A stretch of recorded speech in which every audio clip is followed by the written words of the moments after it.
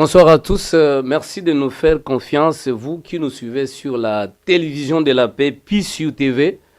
Nous avons le grand et réel plaisir de vous retrouver encore une fois de plus dans ce tout premier numéro de l'émission Chemin de la paix, chemin de l'amour, chemin de la vie, chemin de la réconciliation. Cette émission, elle est diffusée sur votre chaîne dans le but de pouvoir chercher à trouver des solutions aux problèmes qui nous tenaillent au quotidien.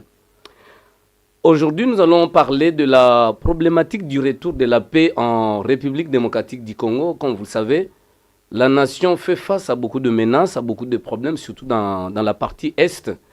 Et nous nous retrouvons ici un peu pour réfléchir et chercher des voies et moyens en tant que citoyens du monde d'abord, mais particulièrement des citoyens congolais.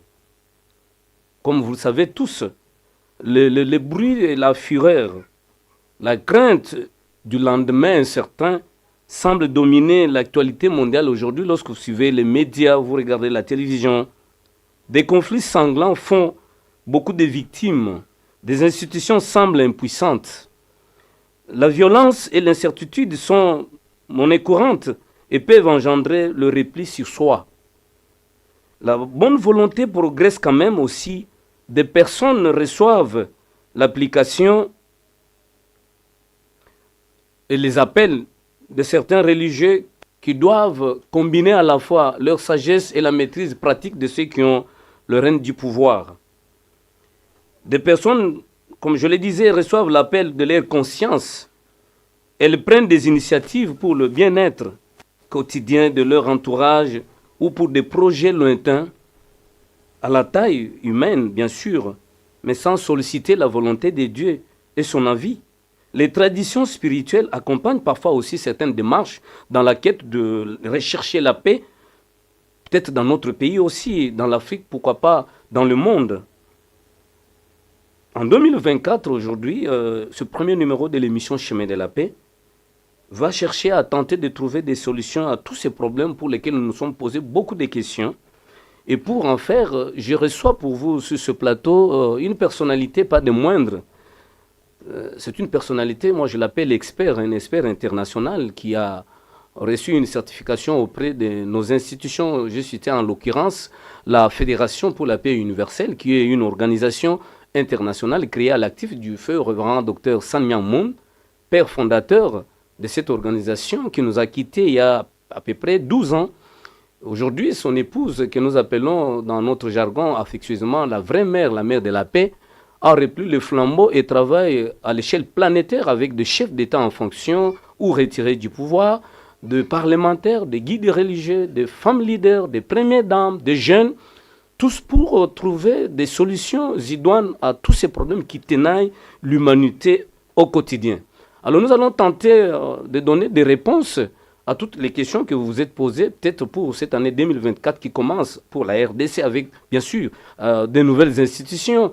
Le nouveau chef d'État, bien sûr, il a prêté encore serment. Nous aurons un nouveau parlement, des assemblées provinciales et d'autres institutions, bien sûr, qui seront renouvelées. Mais est-ce que dans le mental, est-ce que dans la culture, est-ce que dans notre façon d'agir, de rechercher la paix, est-ce que nous avons changé? Et cette question, le révérend Foutile Michel, que je reçois sur ce plateau de la télévision PISU TV, expert international bien sûr, mais il est secrétaire général honoraire de la Fédération pour la paix universelle en République démocratique du Congo. Si ma mémoire est bonne, c'est pratiquement pendant 15 ou 16 ans. Il a travaillé ici et il a plu à la hiérarchie de pouvoir le promettre au niveau sous-régional où il a travaillé dans la même responsabilité avec pratiquement 10 nations pour la sous-région de l'Afrique centrale. Et actuellement, il a la même responsabilité couplée aux initiatives de la Fédération des familles pour la paix mondiale et l'unification, qui est une autre organisation sœur créée toujours à l'actif des actions du révérend Moon dans le monde. Bonsoir, révérend. Bonsoir, M. Mike. Le plaisir est pour nous de vous recevoir sur ce plateau. Ce n'est pas chaque jour que ça arrive parce que vous n'habitez pas pratiquement ici. Ça fait un bon moment. Vous êtes à Sao Tomé. Et nous vous recevons ici pour... toujours, comme vous disiez toujours, l'amour du pays, même si je suis loin, mais le cœur bat ici. Et la population a demandé, avec toutes ces émissions que nous avons réalisées depuis 2014, Chemin de la paix sur CCTV, Chemin de la paix sur la RTNC, Chemin de la paix sur Afrique TV. Vous aviez été un interlocuteur valable, un expert permanent. Nous avons souffert de ça à un moment, mais vous revenez. Bonne chance à nous pour la télévision de la paix qui exploite ces programmes télévisuels en République démocratique du Congo et au sein de nos organisations, ici en l'occurrence aussi dans la FPU. Alors, je ne voudrais pas me dire si je vous ai très bien présenté, si vous avez un élément complémentaire pour la présentation, vous pouvez les donner. Mais d'entrée de jeu sans transition, je voudrais que vous puissiez regarder votre caméra et dire aux téléspectateurs, est-ce que c'est possible de parler de la paix en RDC lorsque nous regardons les tableaux qui est très sombre avec beaucoup de guerres en répétition. Pratiquement, c'est comme si nous sommes cernés par 9 voisins qui nous envient, autant que nous pouvons même commencer à perdre l'espoir dans un lendemain meilleur et que nous puissions nous poser des questions. Est-ce que sommes-nous condamnés à rester dans une violence qui ne dit pas son nom? Révérend. D'abord, merci beaucoup. Et c'est moi qui suis plutôt honoré d'être sur votre plateau.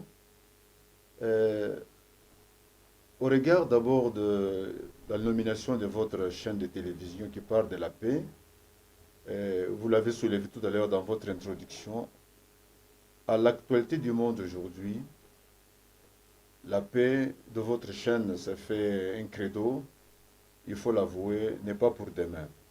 Et cela peut beaucoup décourager ceux qui sont pessimistes, mais pour les optimistes, cela marche, cela ira. Et je crois que votre chaîne aussi trouvera sa propre valeur lorsque cette paix sera effective. Et pour cela, vous avez besoin d'un contenu pour soutenir, mais aussi d'un soutien extérieur pour que cette démarche arrive à sa fin. Donc, tous mes encouragements pour votre travail et tout le travail déjà fait dans le passé. Alors, vous posez aujourd'hui le problème de la problématique de la paix, du retour de la paix en RDC, si c'est possible, avec tous les contours que vous avez soulevés. Je vais aller progressivement, et c'est ça aussi ma modeste contribution dans cette émission. Lorsqu'on parle d'un problème, il faudra saisir exactement la portée de cela.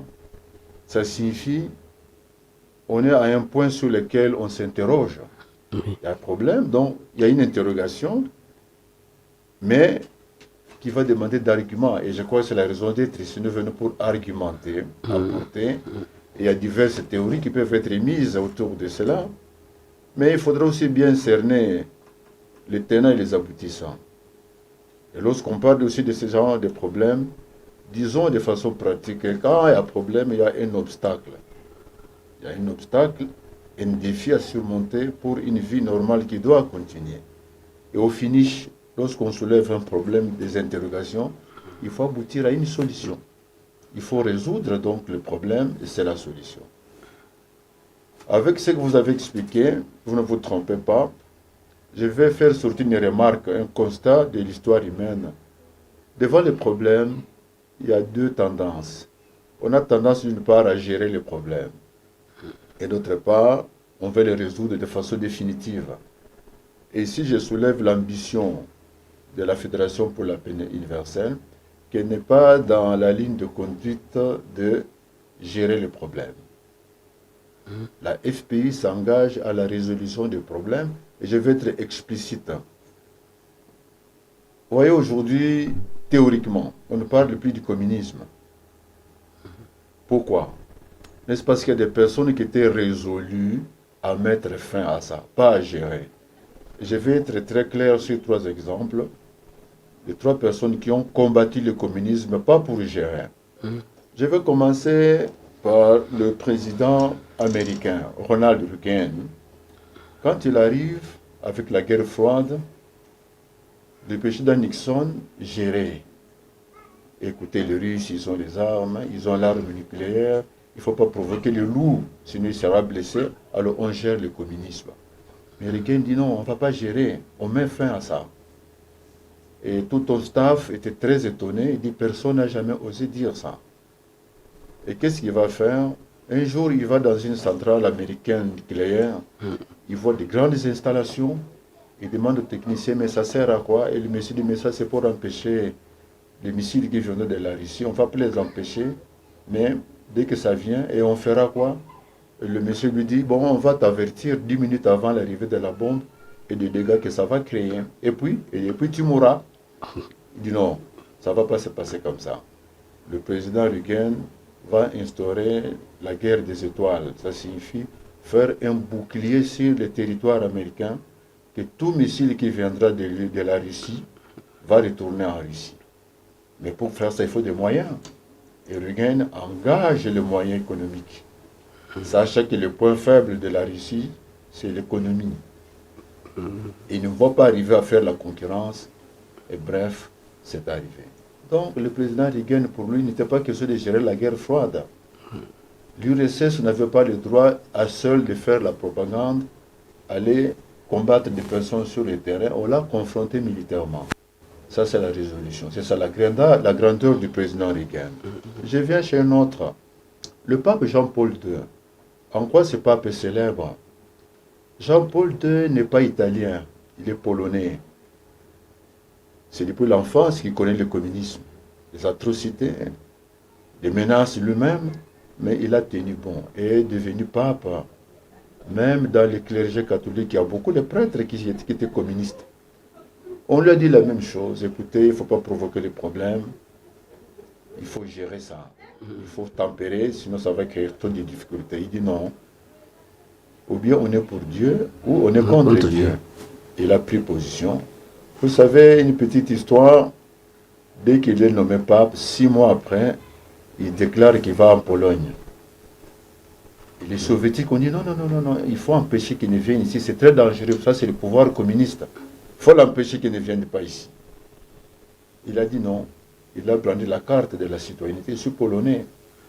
Je ne pars pas en Pologne en tant que pape, mais je pars en Pologne en tant que Polonais. On ne peut pas l'empêcher, un citoyen dans ce monde, de rentrer dans son pays. Mais il savait la menace. Et quand il arrive, sa première déclaration à la population, il ne faut pas avoir peur. N'ayez pas peur. Ça signifie tellement, ça sera pris en compte dans les décisions que la question que nous posons ici, c'est déjà un peu de réponse. Il ne faut pas avoir peur. Parce que le communisme, tel qu'il était, c'est la propagande et la terreur. Et il déclare qu'il ne faut pas avoir peur. Et ça a ouvert les yeux à beaucoup de personnes. Voilà, maintenant le révérend Moon. Si Reagan l'a combattu économiquement, Jean-Paul II l'a fait spirituellement, c'est Dieu ou c'est Satan, pas les deux à la fois. Mais le révérend Moon a de la grandeur parce qu'il l'a fait politiquement, économiquement et idéologiquement. Voilà les genres de personnes dont l'humanité a besoin. Pas des gens qui ont tendance qui gèrent les problèmes, mais qui résolvent les problèmes de façon définitive. Je voulais apporter ce point-là, c'est déjà pour annoncer l'image que tout ce que vous expliquez autour du Congo, ça donne beaucoup d'inquiétudes qui sont fondées, tout ça, mais le problème, au finish, il faut finir par le résoudre. Maintenant, quand vous parlez d'un retour de la paix en RDC, il faut qu'on se pose la question, a-t-elle jamais existé? Oui. C'est là même. A-t-elle jamais existé cette paix dans cette nation? Oui. A-t-elle jamais existé? Alors, si elle a existé avant, quand est-ce qu'elle est partie? Pourquoi elle est partie? Qui l'a fait partir? Et comment nous allons la faire revenir? C'est ça l'objectif, c'est de faire revenir cette paix. Pour cela, il serait intéressant qu'on la définisse parce que ces problèmes de paix, dans les rangs, l'aspiration de tous les âges, mais la FPI, dans sa perspective de résoudre totalement les conflits, a sa vision de définir la paix. J'avais beaucoup aimé parce que autant de fois, même de loin quand je vous suis, vous mettez ça en bande filante. Oui, oui. Que la fédération, que la paix, c'est un principe actif.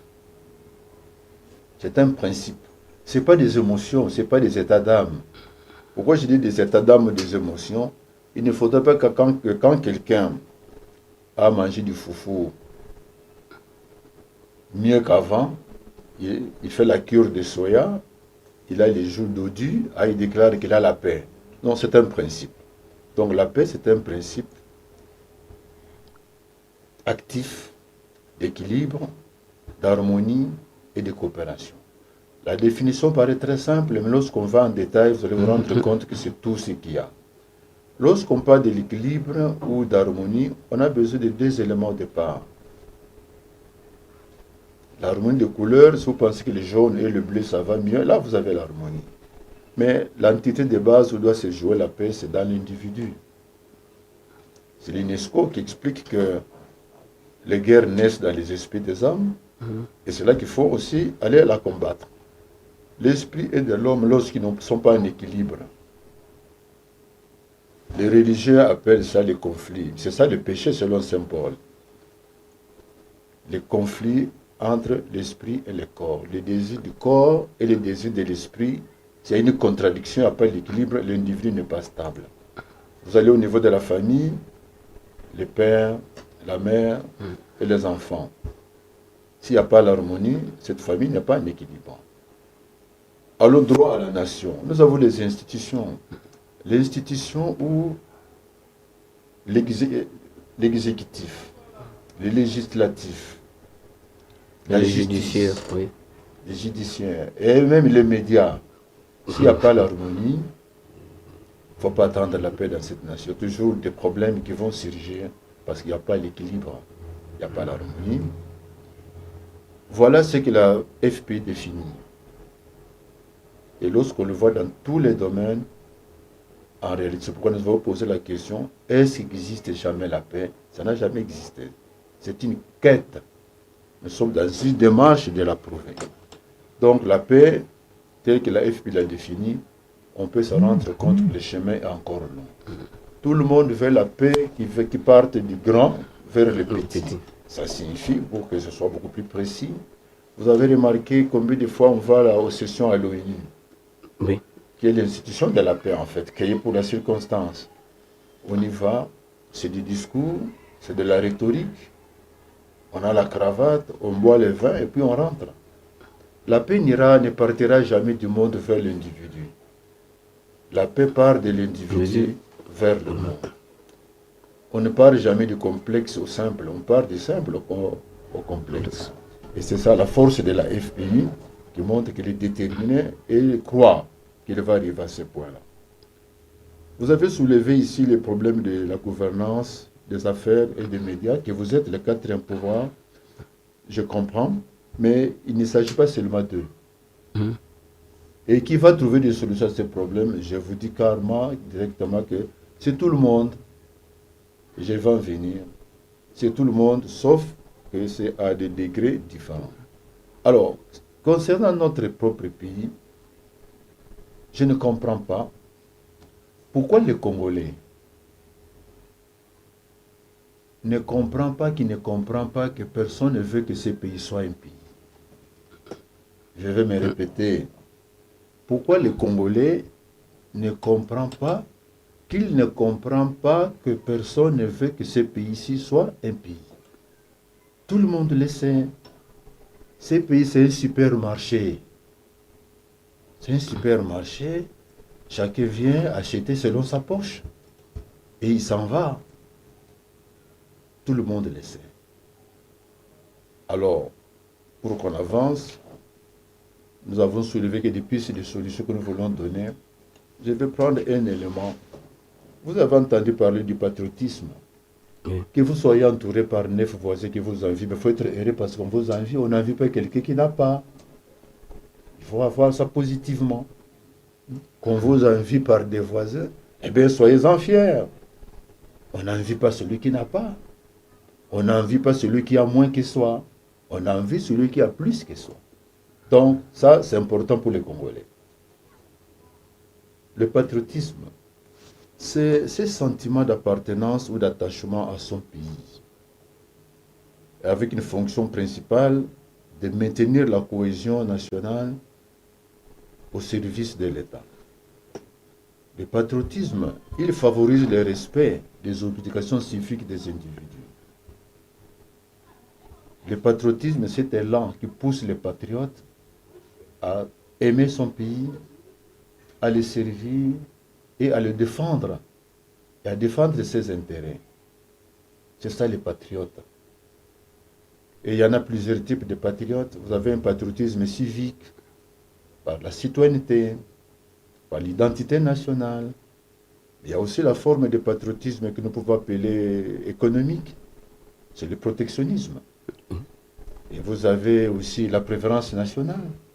Ça signifie, même si on fabrique un produit dans un autre pays, eh bien, M. Mike, en patriote, achète congolais, consomme congolais. C'est une forme de patriotisme.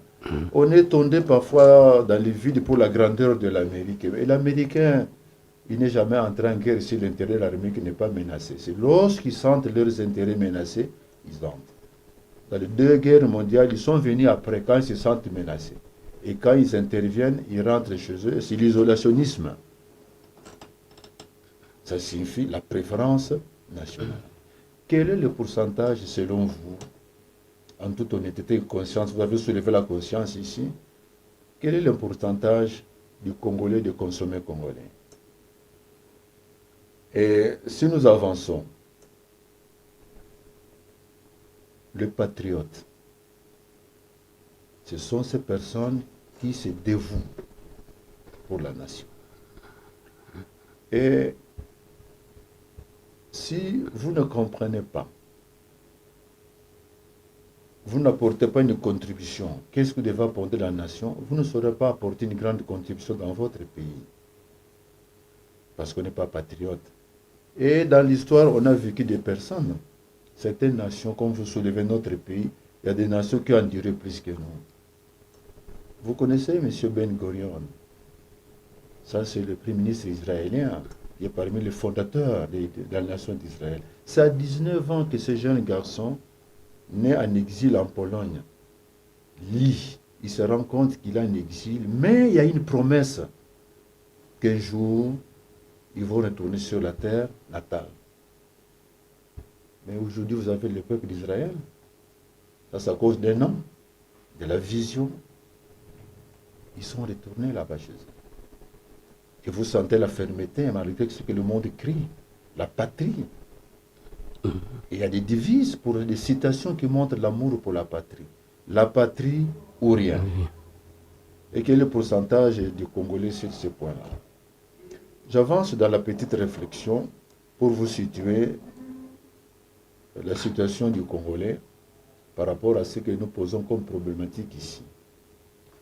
Vous savez, dans les vieilles civilisations, les Grecs, toute l'Europe que vous voyez développer parle de la civilisation grecque et ils savent réfléchir. Les Grecs, ils constatent qu'il y a 3 types de catégories dans la société. Il y a les personnes qu'ils appellent les idiots.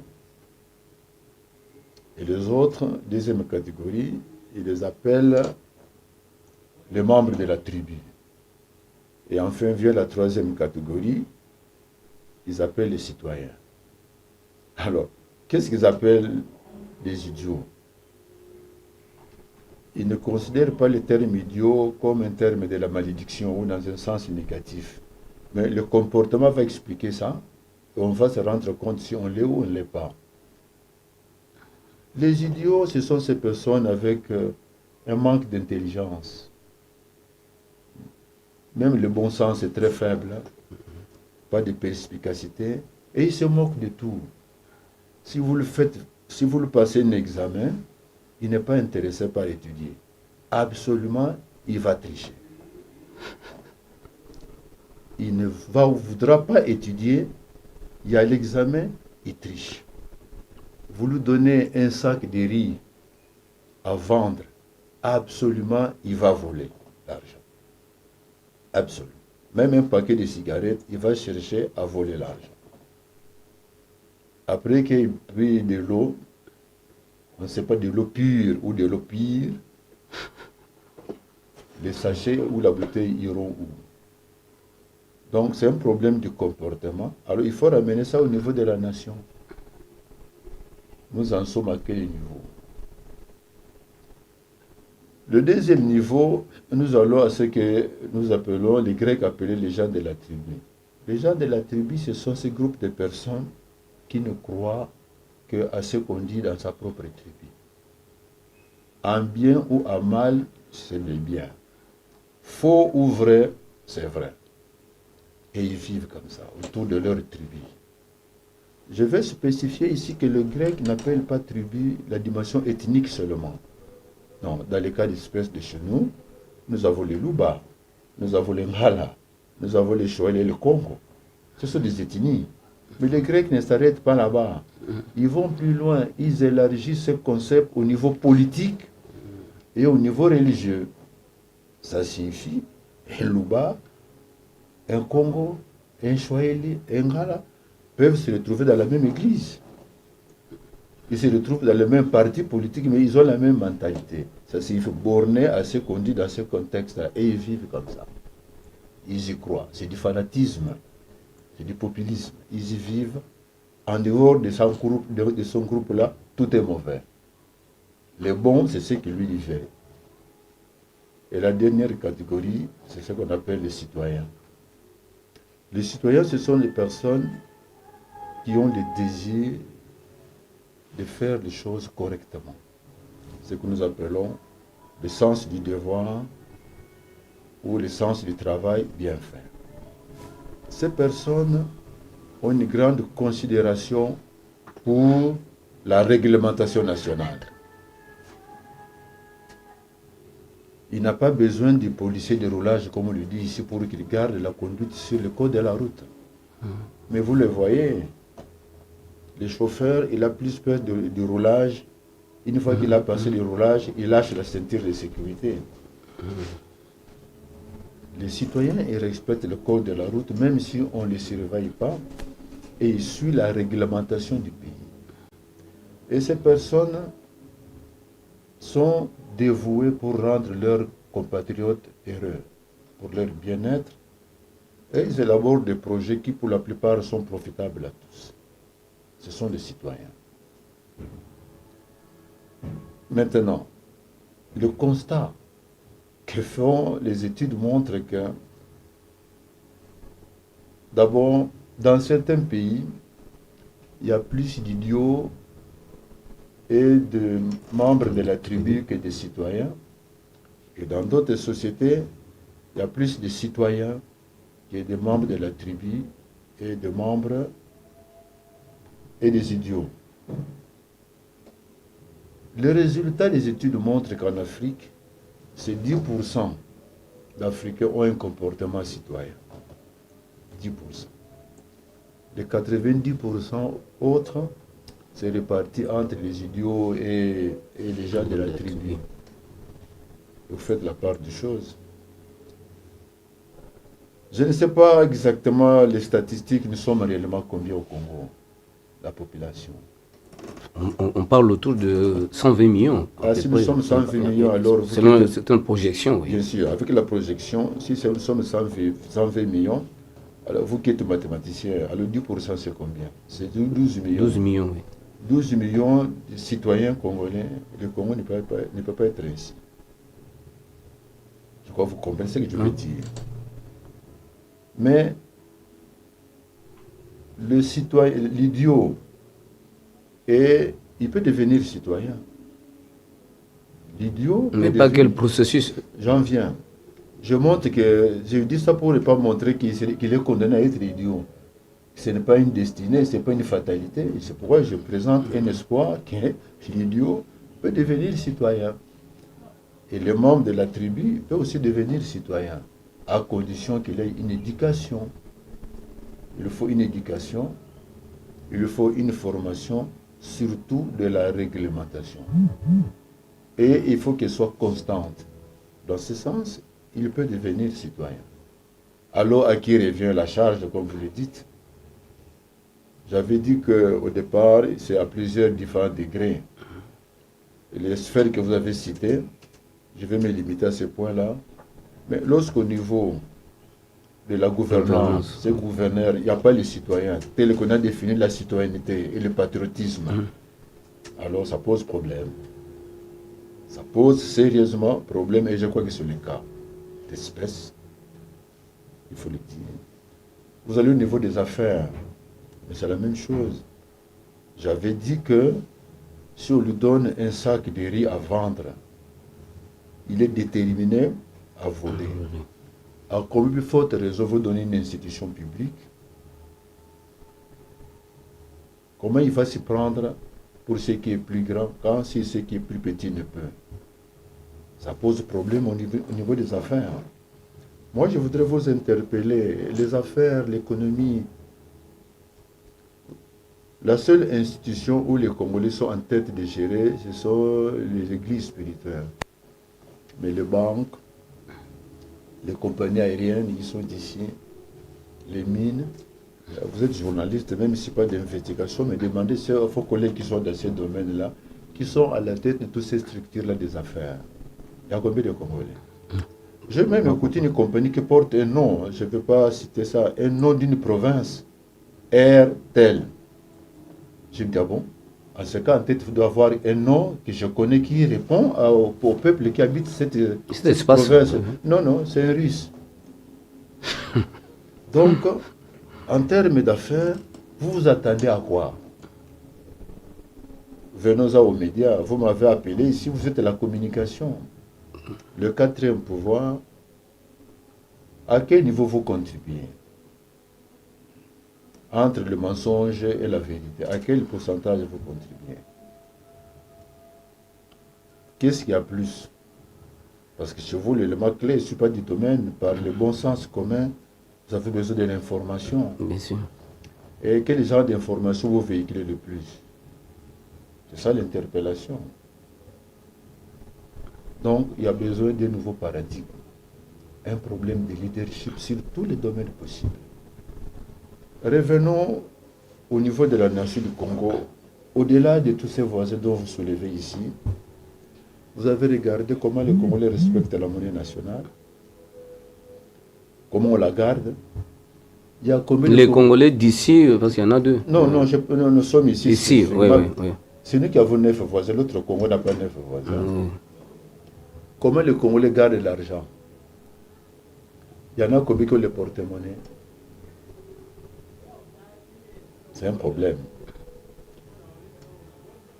L'hymne national, combien de Congolais chantent correctement? Je dis bien, combien de Congolais chantent correctement l'hymne national? Le pourcentage est faible. Et combien de Congolais respectent les drapeaux?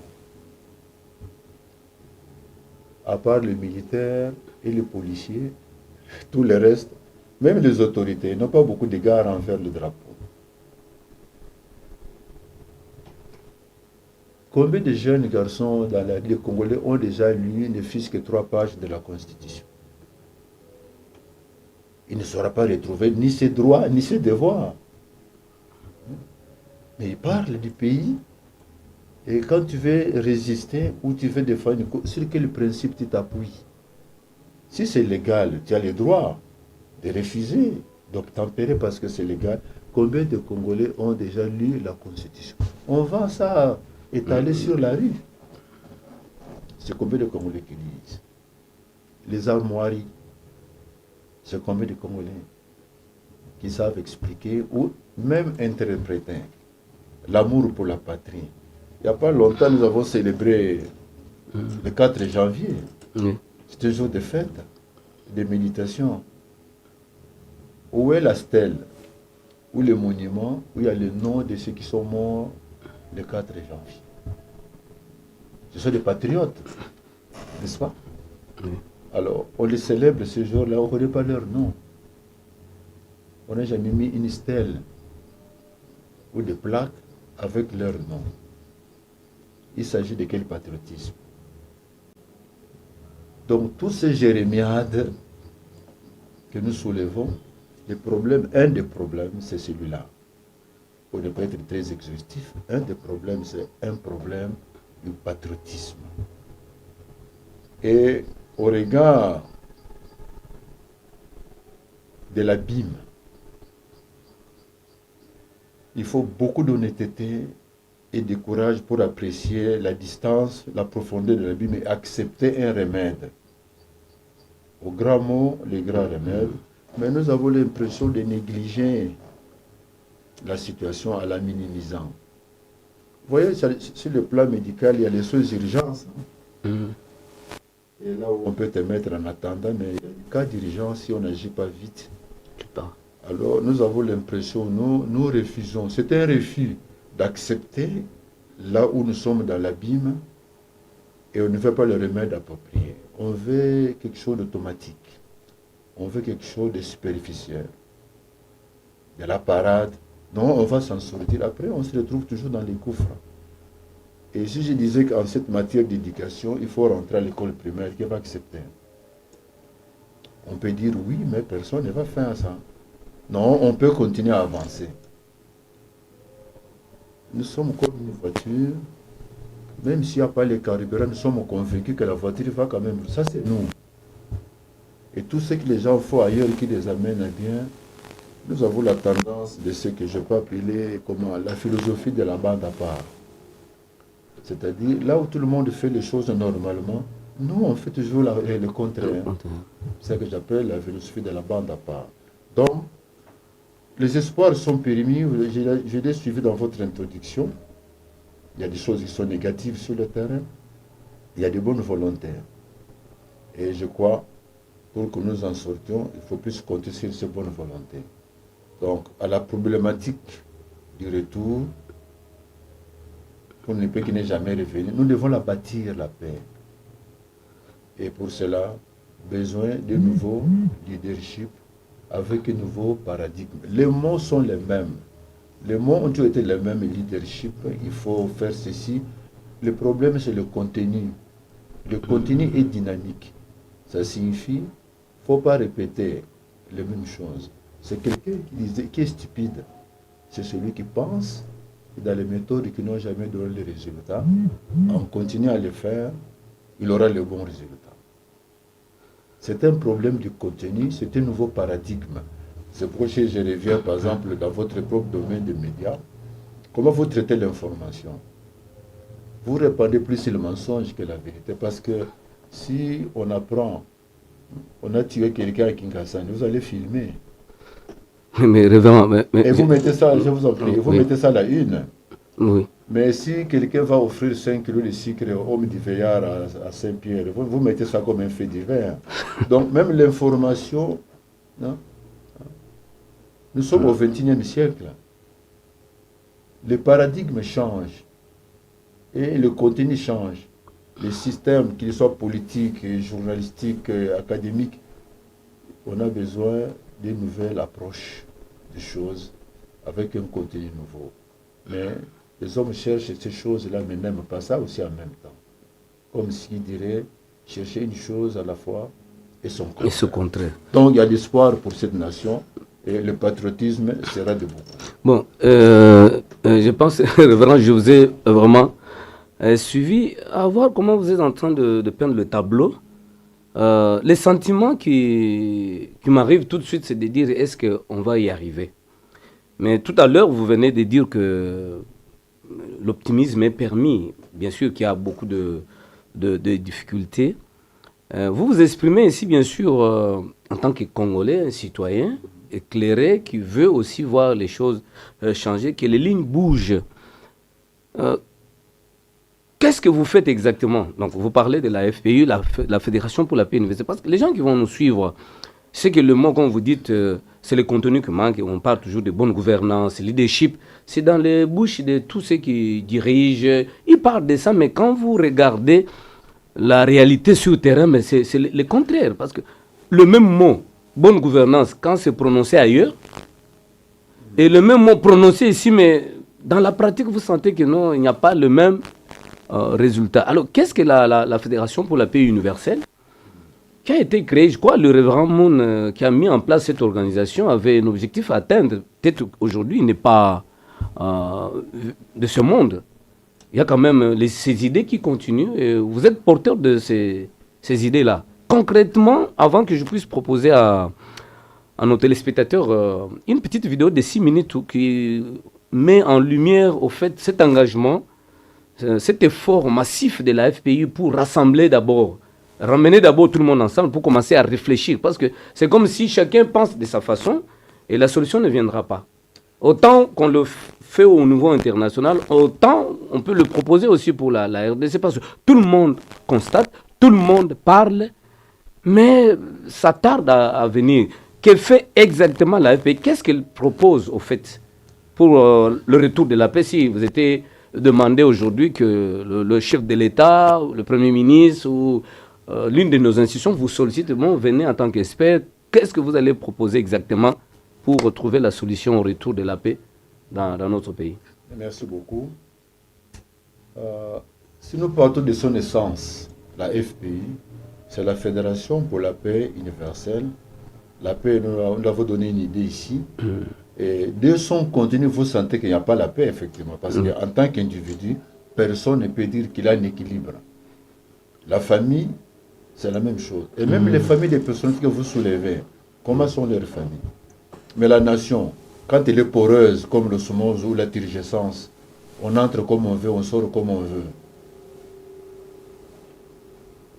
Lorsqu'on crée la Fédération pour la paix universelle, en visionnaire, le vrai monde avait déjà montré qu'il y avait les limites autour de la fédération qui guide la paix, c'est-à-dire l'ONU.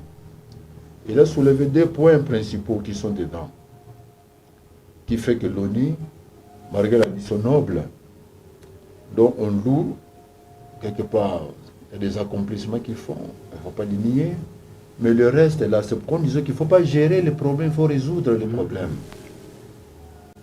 Vous verrez que dans cette institution, il y a deux éléments manquants qui sont de base. Il dit d'abord qu'il y a l'absence de Dieu là-bas. L'ONU, c'est un corps qui n'a pas d'esprit. Et on l'appelle comment? Quand un corps n'a pas d'esprit? C'est un cadavre. Un cadavre. Et même si tu étais riche, quand tu perds l'esprit, on dit quoi? Pauvrement que quand il était ici. Autant de biens que tu peux avoir. Donc l'absence des religieux, quand on dit Dieu à l'ONU, il ne s'agit pas de Dieu des dogmes, les valeurs spirituelles, éthiques et morales manquent. Les décisions sont laissées entre les gens que vous avez cités ici, les gouvernants, ça c'est les politiques, avec les commerçants, les pharmaciens et ceux qui fabriquent les armes. L'arme n'est pas là-bas pour embellir un magasin. L'arme est efficace avec une puissance destructive sur le terrain. Donc, il faut encourager la guerre. Et c'est l'absence de ces valeurs-là. C'est un esprit, c'est un corps qui n'a pas d'esprit. De deux, les êtres humains qui y travaillent ne sont pas des extraterrestres. Ils sont des humains comme nous, avec leurs limites et surtout avec leurs propres intérêts. Et vous avez revu la dimension obsolète de cette ONU-là. En fait, qui décide? Ce sont les vainqueurs de la Deuxième Guerre mondiale. Avec un principe antidémocratique. Ils imposent aux nations la démocratie et les droits de l'homme, mais eux-mêmes, ils ont un principe destructeur. Les droits de veto, s'ils sont 5 à faire un droit de veto, si un s'oppose, c'est la démocratie. Si les 4 là sont majoritaires, ils n'ont qu'à avancer, mais là-bas c'est le contraire. Si un s'oppose, les autres le suivent. Ça porte... Mais c'était un contexte peut-être lié à la guerre, mais avec le temps ça évolue. C'est pourquoi j'ai dit que c'est obsolète, on ne doit plus se référer à ça. Tout à l'heure, j'ai soulevé ça, il faut un nouveau paradigme. Ce n'est pas le mot, mais un contenu. Ce sont des choses qui doivent changer. Récemment, vous avez suivi l'intervention des représentants africains qui soulèvent des problèmes. Donc, ça c'est un point que je voulais soulever. Et l'autre aspect, c'est la FPI globalise. Il n'y a pas l'exclusion. C'est pourquoi au niveau de la FPI, chaque sphère, puisque le développement qu'on cherche, c'est un développement intégral pour l'homme. Tous les domaines qui concourent à son esprit et tous les aspects périphériques à son environnement sont impliqués dedans.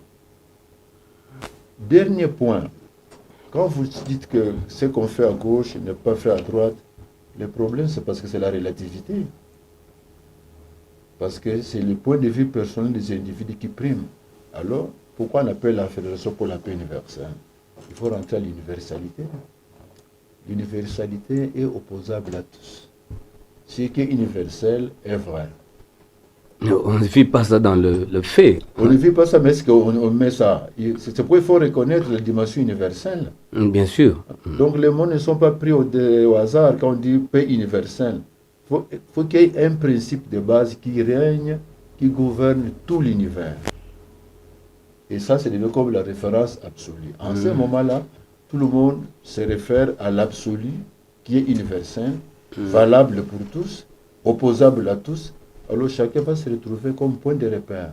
S'il n'y a pas ça, eh bien, il y aura les points de vue des individus, les points de vue des groupuscules, et souvent ce sera les forts qui vont imposer ce qu'ils pensent. Alors, si je vais reformuler ma question, Oui. Ça vous montrait cet engagement, mais depuis que la FPI existe, je crois, le 12 septembre 2005, Oui. aujourd'hui, le fondateur est parti, son épouse continue à mobiliser des chefs d'État avec beaucoup de formats que vous connaissez, sommets mondiaux, avec des thématiques, l'interdépendance, la coprospérité, le partage des valeurs universelles. On en reviendra peut-être plus tard. Oui. Mais ça produit quoi sur le terrain? Parce que c'est les mêmes personnes qui partent, ils reviennent. Au niveau de la nation, par exemple, la République démocratique du Congo. C'est ça que je vais expliquer. Oui. Justement, j'ai compris la pertinence de votre question, ça portait votre intérêt. Oui. Quand quelque chose se fait, ça se remarque là où ça se fait. Sur le pleut à Kinshasa, ce sont les Kinois qui sentent qu'il pleut. Ce n'est pas évident qu'ils s'engagent, qu'il pleut aussi. Ce n'est pas évident à l'Ouégo qu'il pleut. C'est les Kinois qui feraient qu'il a plu comme ce matin. Alors, la FPI dans ses œuvres, vous savez qu'on est membre de l'ECOSOC. Oui. Ça signifie, à chaque fois, l'ONU renouvelle son mandat. Et la FPI apporte une grande contribution dans ces choses. Mais c'est seulement sur le terrain où il travaille. Par exemple, la Fédération pour la paix universelle organise ce qu'on appelle le sommet de la paix. Et en Afrique, Madame Oumou, comme tu dis que le mari est parti, mais à la continuité, il a visité des nations. Il a visité le Sénégal, visité le Mozambique, visité le Niger, visité l'Afrique du Sud, et à Sao Tomé, où je suis pour le moment. Ces nations, c'est parce que les gouvernants ont senti la portée, l'importance de ça. C'est comme ça qu'ils l'ont invité. Et quand elle arrive, elle ne vient pas avec la dimension seulement verbale, spirituelle, non, non, non. Elle vient aussi avec une contribution sur les problèmes qui se posent sur la nation. Des projets d'action, l'éducation, la santé, l'environnement. Donc, les pays qui invitent la FPI subissent des résultats concrets dans la nation. Si vous n'invitez pas, vous n'allez pas sentir ça. Donc, c'est pour montrer que la RDC ou les responsables de la RDC ont intérêt, par exemple, à l'inviter. Vous verrez les effets dans la nation. Mais qui va le faire comprendre la pertinence de la présence de Mme Moun pour venir? Parce que vous savez, en 2021, si je ne vous coupe pas, oui, en 2021, je vous ai vu intervenir à l'Assemblée nationale. Oui. C'est la deuxième institution du pays. Vous avez exposé là-bas la vision de la FPI telle que déclinée dans l'Association internationale des parlementaires, qui joue un grand rôle. Depuis 2021, aujourd'hui, le président est là, il était à l'Union africaine, il a dirigé la SADC, il a dirigé la CAC. Je crois qu'avec tous ces ensembles sous-régionaux, régionaux, quand même on avait de l'influence. Qu'est-ce que la nation a pu mener comme démarche pour porter à l'oreille du président de la République et d'autres institutions ce message de Mme Moun sur... Je saisis très bien le contour de votre question. C'est deux niveaux. Le premier niveau, il faut leur apporter le message. S'ils n'ont pas le message, ils ne sauront rien faire. Et le message doit être apporté par qui? Mais par les représentants de la fédération. Donc c'est un travail qui doit se faire au niveau de la Fédération pour la paix universelle, chapitre de la RDC. Parce que là où ils sont partis, ce sont ces chapitres nationaux qui ont montré de l'intérêt. Et puis, il est parti dans ces nations-là. Donc c'est un travail qui doit se faire au niveau du chapitre national de la FPI. D'autre part, si vous dites que vous m'avez vu intervenir autant de fois, Vous n'allez pas me dire ici que le chapitre national aussi n'a jamais... Non, il y a des activités, mais des activités, comment vous capitalisez sur ce que vous faites lorsqu'on apporte aussi, quelle est la base de la réceptivité patriotique de ceux qui doivent recevoir? On va voir les chefs de l'État, on veut les rencontrer, tant mieux. Il y a des structures pour le faire. Quel est le degré de patriotisme de ces personnes-là qui sont dans les structures? Ils ont intérêt, ils sont aussi patriotes, tu crois? Ils sont citoyens pour l'intérêt de la communauté. Il y a beaucoup à boire. Mais il n'y aura pas la magie non plus. C'est un processus, mais beaucoup d'efforts doivent être fournis. Ce que j'ai expliqué ici, il faut une éducation aussi. Et l'éducation concerne tout le monde, l'éducation du caractère, de la bonne citoyenneté, de l'amour pour la patrie. Donc, on ne va pas, la nature n'est pas brutale, elle est progressive, mais ça s'accompagne avec une responsabilité. Maintenant, vous me parlez, si je comprends bien, vous parlez du mandat du chef de l'État. Mais ça signifie de part et d'autre, il faut qu'il y ait de la bonne volonté, de la bonne foi. Ça signifie au chapitre national d'apporter clairement la vision de la représente et aux responsables de la nation de saisir la portée pour l'intérêt commun de la population. Voilà, alors, avant qu'on puisse continuer, je vais peut-être vous permettre de souffler un peu, parce que vous êtes en train de parler de la FPU, vous parlez de sommets qui se trouvent être des grands rendez-vous où la FPU mobilise les décideurs du monde et il met sur la table des concepts autour desquels il faut réfléchir. Pour ramener, ces concepts sont supposés donner des solutions selon la FPU. Alors, on regarde une petite vidéo de 6 minutes. C'était le sommet mondial que nous avons vu. On a vu les images. Madame Moon a rassemblé des grandes personnalités qui bougent un peu le monde, qui réfléchissent. Ils proposent des solutions. Je crois que la FPI n'est pas à la traîne ou bien n'est pas à la remorque des événements. Donc, il doit aussi saisir l'opportunité pour voir toutes ces réflexions qui sont développées là-bas. On a vu le gouvernement africain qui parlait sur la situation de guerre, comment trouver des solutions. À la limite, nous regardons ensemble avec nos téléspectateurs cette petite vidéo de 6 minutes et nous allons nous retrouver tout de suite après. Dans le cadre de sa mission d'apporter la paix au monde, la Fédération pour la paix universelle a réuni des dirigeants mondiaux à Séoul en Corée pour son sommet de la paix 2023. Quelques 700 dirigeants de 70 pays ont tous apporté leurs meilleures idées et expériences pour répondre aux problèmes humains et établir le cadre d'une culture pacifique. Les événements ont été diffusés en direct à des millions de personnes qui ont participé en ligne dans le monde entier. Peace has to be approached comprehensively and holistically. Such a world does not come about by magic. It requires human effort. 영원이 아닌 인류 생존을 위한 필요 조건이며 따라서 평화에 대한 우리들의 패러다임의 대전환은 그런 의미에서 오늘 이 서밋이 신통일 세계를 위한 대륙 연대의 귀한 출발점의 모멘텀이 되기를 기도합니다. Le docteur Hatya Moon, qui a cofondé la FPU avec son défunt mari, le révérend Samia Moon, travaille depuis plus de 60 ans pour la paix mondiale. Elle a accueilli chaleureusement les dirigeants au sommet de la paix 2023. 오늘 모인 여러분들은 하늘이 축복한 의인입니다. 가만히 보고만 있을 수는 없습니다. 우리가 나서서 이 모든 문제들을 해결해 나가는 데 있어서는 하늘 부모님을 중심에 모시고 하나가 되는 길만이 우리의 미래가 있는 것입니다. La séance plénière d'ouverture et les 8 séances en groupe ont présenté des orateurs de douzaines de pays d'Afrique, de la région Asie-Pacifique, d'Europe et du Moyen-Orient, d'Amérique latine et d'Amérique du Nord.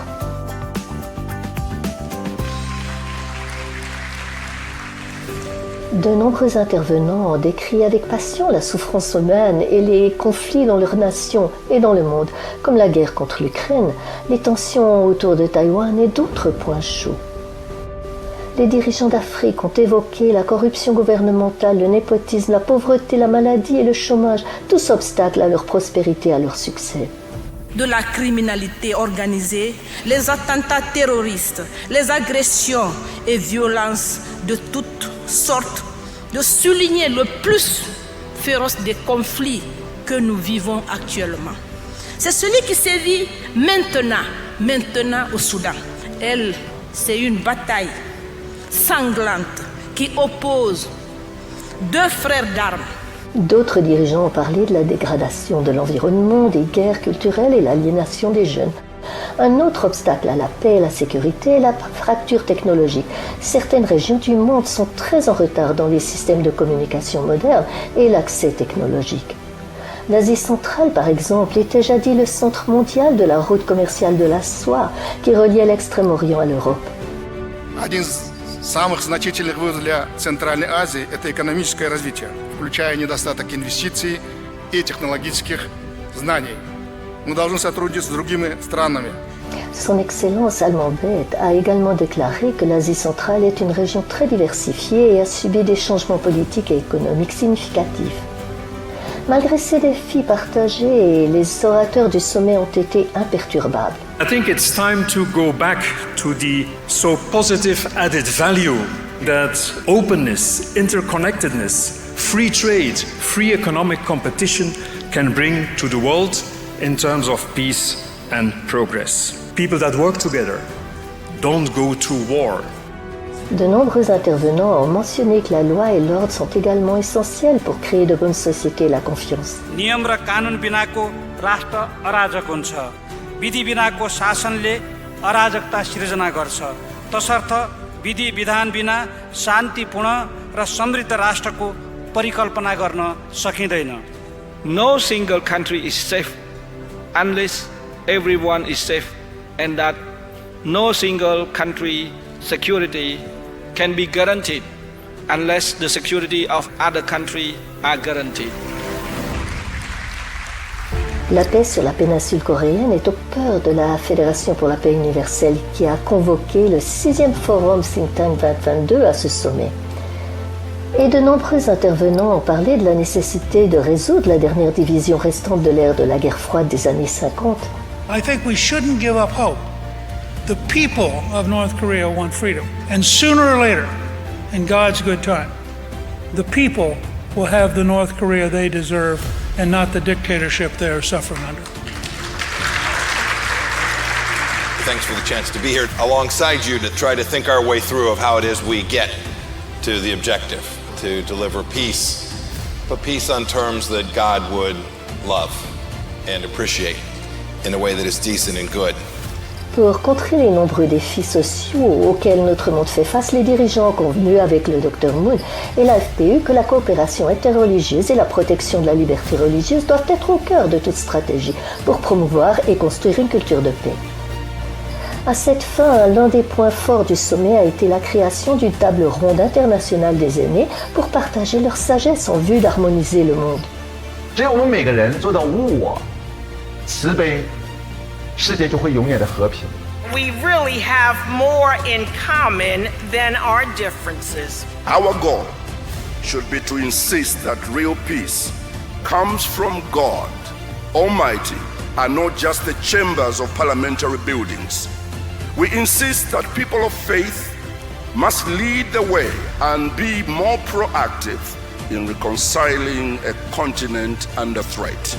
Vous pouvez en apprendre plus et vous impliquer en visitant le site de la Fédération pour la paix universelle à upf.org.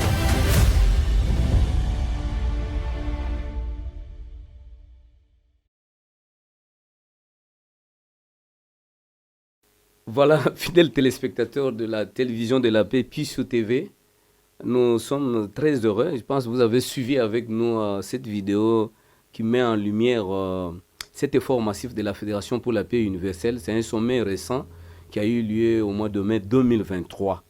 Donc en 2020, il y avait un autre grand sommet auquel a pris part plus de 7700 VIP des catégories 1 qui étaient venus au fait en même temps pour célébrer la vie et l'héritage de la paix du feu révérend Dr Sun Myung Moon.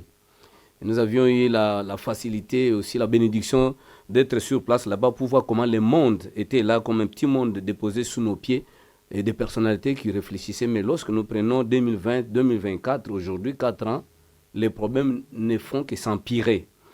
Voilà, merci à vous tous qui avez suivi cette émission. Comme je le dis toujours, ne mettez pas de jugement hâtif. Si il y a des choses qu'on a parlé ici et que vous sentez que ça a peut-être bousculé vos pensées, peut-être votre système de pensée, faites-nous parvenir vos suggestions, vos propositions dans le numéro qui sera affiché au bas de notre petit écran, ou nous écrire carrément à l'adresse email amani2027@gmail.com. Donc cette boîte, elle apparaît dans la bande passante et elle est aussi sur la chaîne digitale. Cette émission, vous la suivrez aussi également sur TNT au canal 32, 546 MHz dans la fréquence, et puis sur Blue OTT International pour tout ce qui est en Amérique, en Asie, en Europe. Vous pouvez suivre cette émission sur Blue OTT au canal 825 ou carrément sur la chaîne digitale où vous pouvez seulement taper PIS UTV, U comme universel. Vous allez trouver toutes les différentes émissions et cette émission bien sûr. Alors nous revenons, Révérend Foutil, sur ce plateau. Je pense j'étais presque à une école là, parce que je suis resté silencieux, je n'ai pas beaucoup intervenir avec des questions, parce que j'étais en train aussi de beaucoup apprendre.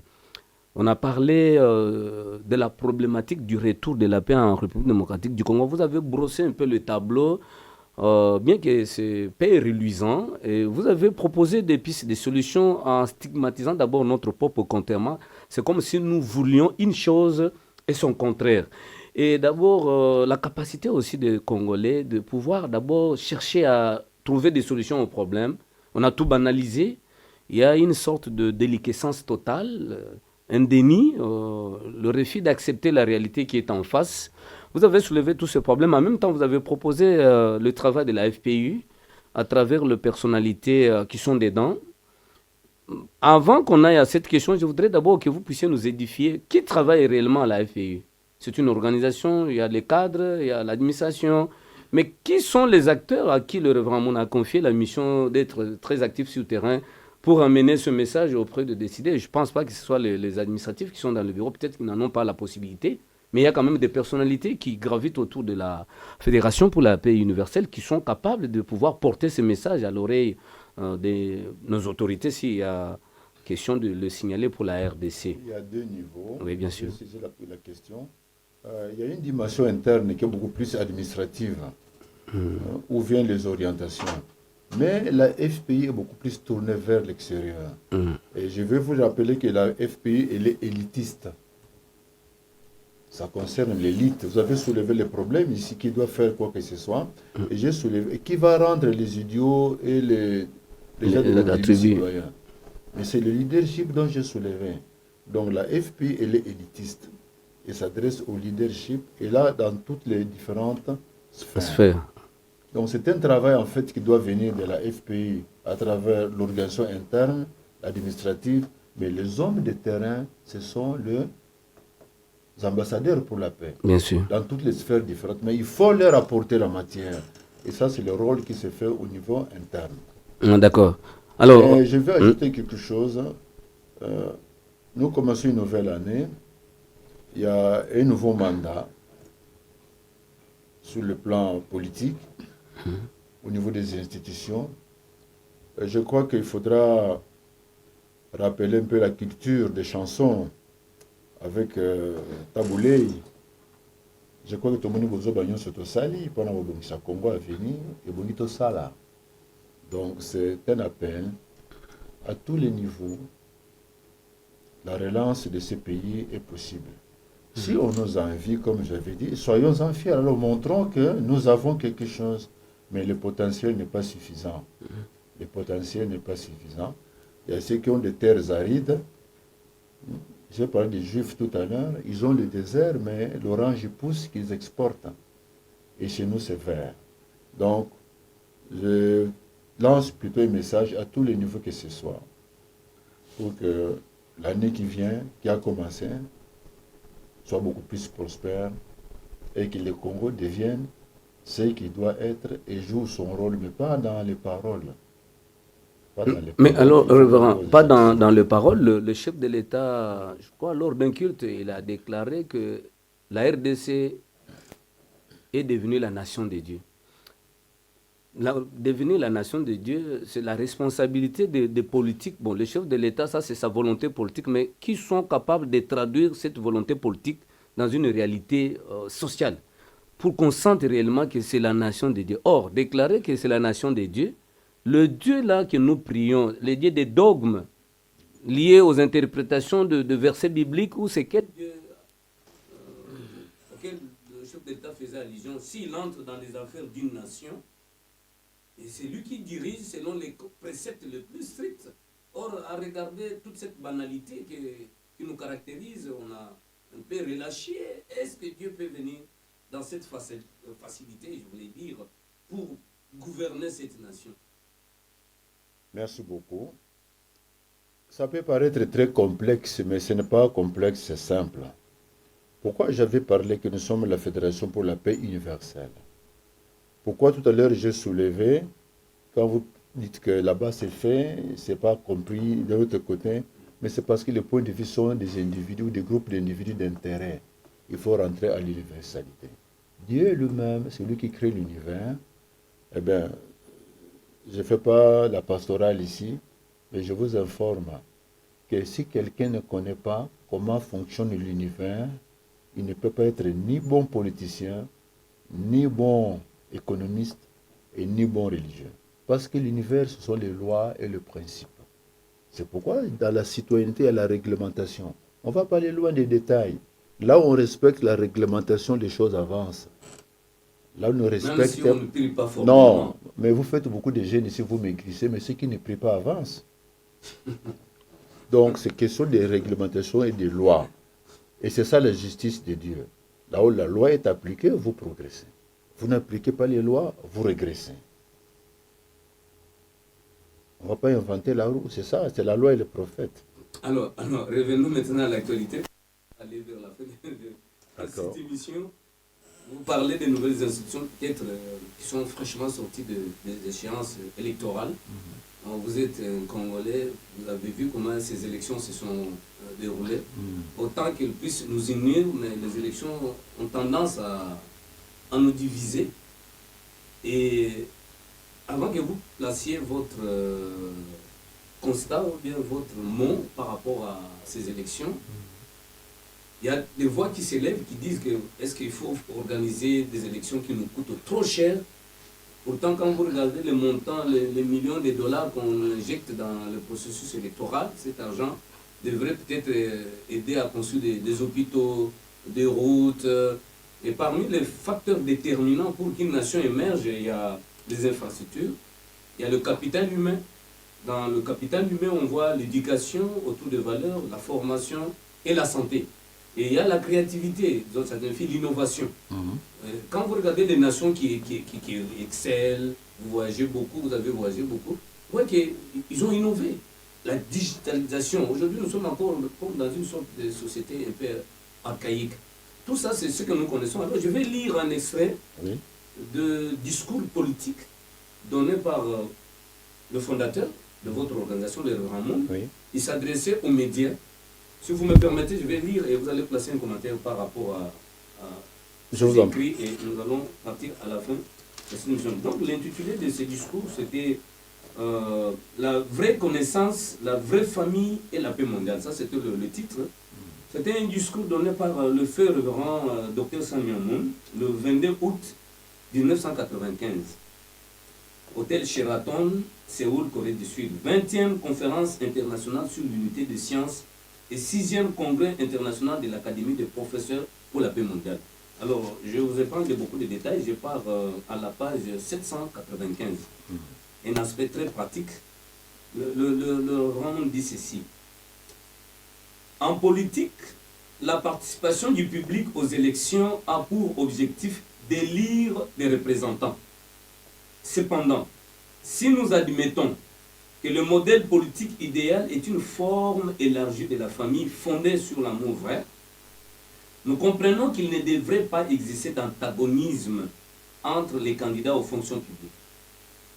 Leur candidature devrait être basée sur le désir de servir les autres. Les candidats seraient désignés par des voisins, regroupés qui servent les mêmes dieux et parents et qui se comportent comme des frères et sœurs.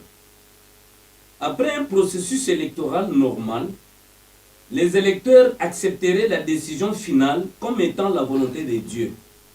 Aucune considération déplacée n'influencerait les résultats.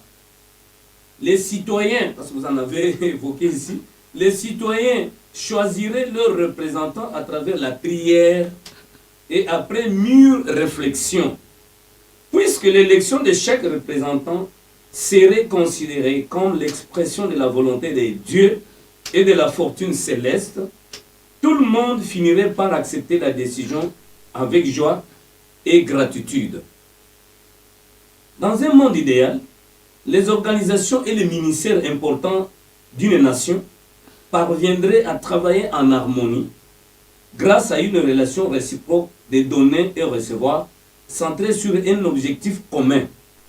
Cela ressemblerait aux organes du corps humain qui fonctionnent ensemble pour un but commun dirigé par le cerveau. Donc je m'arrête par là. Donc ça, c'est les paroles du Révérend Moon. Lorsque je lis, je me suis dit, mais il est spécialiste même des élections.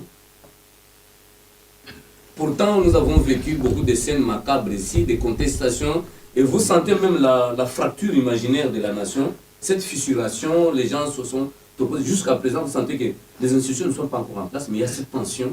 Vous, en tant que Fédération pour la paix universelle, avec ce que le Révérend Moon décline à travers sa vision, dans ces 2 paragraphes que je viens de lire, il y a de quoi manger, à boire ici.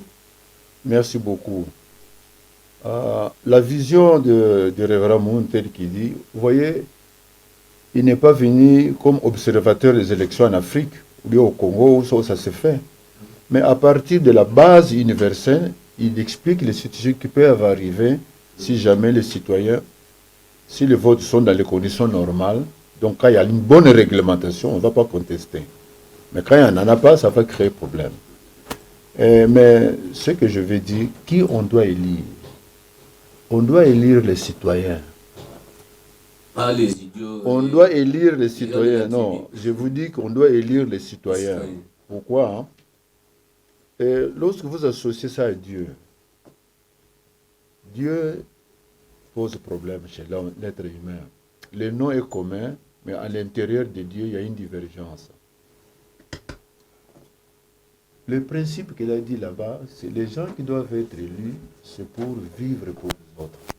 Alors quand vous dites la nation de Dieu, quelle est la nature, quel est l'essence fondamentale de Dieu? On dit que Dieu est amour. On est ensemble. Oui. Tout le monde reconnaît ça. Oui. Que Dieu est amour. Quel est le principe de l'amour? Le principe de base de l'amour, c'est vivre pour les autres. Et pourquoi ce principe est important? Parce que quand vous dites que c'est la nation pour Dieu, donc soi-même aussi il faut ressembler à Dieu. Dieu voudrait des politiques qui guident ses enfants selon ce que lui-même, le créateur de ces êtres humains-là, voudrait. Or, lui-même, quel est son principe de base? Vous n'êtes pas théologien, mais si je vous posais la question, Dieu qui est le créateur de l'univers, il est un, absolu et unique. Et les éléments pour qu'il crée l'univers, il les a trouvés où? Ah, vous ne répondez pas parce que votre déontologie, vous vous posez des questions, vous ne répondez pas. Je vais dire ceci. Pourquoi ce principe de vie pour les autres est important? Dieu lui-même, pour créer l'univers, c'est un investissement de soi-même. C'est pourquoi ce principe n'est pas un vain mot, c'est pratique. Alors qui voudrait soit élu? Qui on ne peut pas contester par les électeurs? En qui ils peuvent avoir confiance? C'est celui qui marche avec ces principes de vivre pour les autres. C'est comme ça que je peux résumer. Donc, électeurs, comme ceux qui doivent être élus, marchent avec ces principes. Peut-être plus tard, je vais donner beaucoup d'autres éléments, mais par exemple, nous avons eu des députations ici. Bon, c'est combien de députés normaux qu'on doit avoir à l'Assemblée? 500. Et il y a eu combien de candidats? 23 ou 26 000. C'est un indice, non? Tous ces 23 000, ils sont prêts à vivre pour les autres. Vous êtes sûr? Voilà. Je crois qu'on a répondu à la question. Le point principal, quand on dit ça, signifie les bons responsables, la population doit voter des citoyens. Et quand vous n'êtes pas citoyen, il ne faut pas vous présenter aux élections. Il y a de quoi manger, à boire dans ce mot citoyen. Et révérend, c'est la réglementation qui respecte les règles. Ça demande tout un travail d'éducation. Le devoir bien fait, oui. Le sens du travail bien fait, le sens des citoyens. Ils créent des projets pour le bonheur des autres. Oui. Et c'est ça le sens fondamental. Et si on ne répond pas à ça, il ne faut pas venir. Et si quelqu'un vient, il ne répond pas à ça, on ne le vote pas. Voilà, ça c'est une autre paire de manches parce que ici le vote est tribal, régional, ethnique. On ne vote pas les projets malheureusement dans notre pays, mais... Je crois que c'est ce côté-là. Hein. Oui. Il y a une partie où nous sommes victimes de l'histoire, mais il faut savoir s'en débarrasser parce que cette photocopie collée, par exemple, des élections, et même la démocratie en soi, il y a beaucoup d'éléments qui sont obsolètes déjà dans la démocratie, qu'on continue à maintenir, mais qui ne répondent plus exactement à la vraie démocratie telle qu'elle est. J'anticipe pour vous dire que, par exemple, la démocratie, elle n'est pas politique. Hein. La démocratie, elle n'est pas politique. La démocratie est fondamentalement spirituelle. Avec le temps, on pourra expliquer ça. Merci beaucoup. Voilà, fidèles téléspectateurs, vous avez été suffisamment édifiés par notre expert, le secrétaire général de la Fédération pour la paix universelle, à Sao Tomé et Principe. C'est un des pays de l'Afrique centrale. Centrale, oui, à côté du Gabon. Apparemment, les gens n'ont pas beaucoup l'idée sur... Oh, c'est une idée. Ils ont 200 000 populations, une colonie portugaise, mais il fait beau. Vous savez que le point zéro du Greenwich se trouve dans cette nation-là. Ah, d'accord. Merci pour l'information. Merci beaucoup. Nous avons appris beaucoup de bonnes choses. Et Madame apporte de l'intérêt à cette nation. Pourquoi? Parce que lorsqu'il y était, elle a pu rencontrer les responsables des institutions. Le président de la République, le Premier ministre et le président de l'Assemblée nationale. Elle traite avec les institutions, même pas avec les membres de la communauté. Ça signifie que les membres de la communauté, ce qu'on appelle l'église d'unification, il ne va pas donner des faveurs parce qu'on est membre de l'église. Non. Nous trouverons le bonheur avec nos compatriotes. C'est pourquoi il traite avec le responsable. Donc, elle était reçue par le chef de l'État, par le Premier ministre, et c'est le souhait pour la RDC. D'accord, c'est le souhait pour la RDC. Je pense que cette émission a fait énormément plaisir à vous tous qui nous suivez sur Pissou TV. Je crois que nos autorités aussi, la plupart qui regardent cette chaîne pourront trouver de l'intérêt dans ce que nous avons dit ici. Je l'ai dit, si vous sentez qu'il y a des choses que vous n'avez pas très bien appréhendées, en tout cas, faites-nous parvenir vos suggestions, vos propositions. Ce plateau est ouvert à tout le monde. La FPI travaille avec toutes les sphères de gouvernance. Donc nous pouvons vous recevoir aussi pour que vous puissiez aussi apporter votre pierre à cet édifice qui est la République démocratique du Congo. Nous remercions sincèrement toute l'équipe technique qui a concouru à la réalisation de cette émission. Nous remercions tous les ambassadeurs pour la paix qui auront la chance de suivre cette émission, bien sûr avec le secrétaire général honoraire de la République démocratique du Congo, le révérend Foutil, qui est très bien connu ici pour avoir fait tant d'émissions. Et nous remercions aussi tous les membres qui travaillent dans nos organisations de paix affiliées à la Fédération pour la paix universelle.